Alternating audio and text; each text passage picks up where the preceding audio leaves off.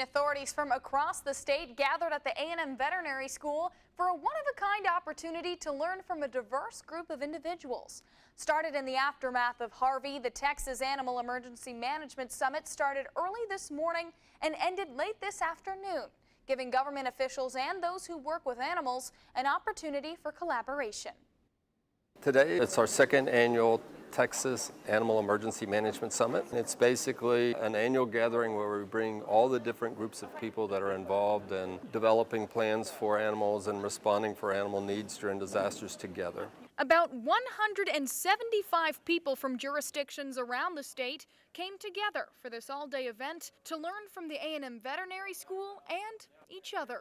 They're kicking it off, but we want all of y'all to participate. It's a diverse group of people. It's veterinarians, it's veterinary technicians, animal control officers, emergency managers, AgriLife extension agents. Dr. Bissett began the summit with another speaker to share their experience with the Camp wildfires in California, an attempt to learn from past disasters. Then, I'm going to reiterate a lot of what Jason says. a panel discussion for a more open-ended talk on problems that still need to be solved. Inclusion of animals in disaster planning and disaster response is still a relatively new thing.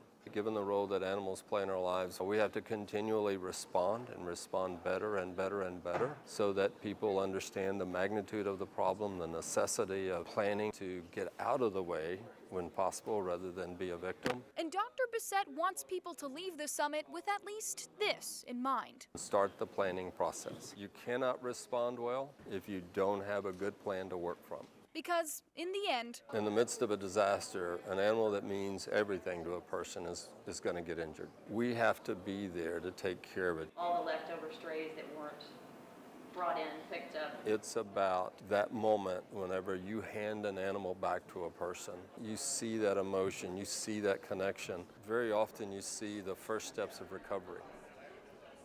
a secure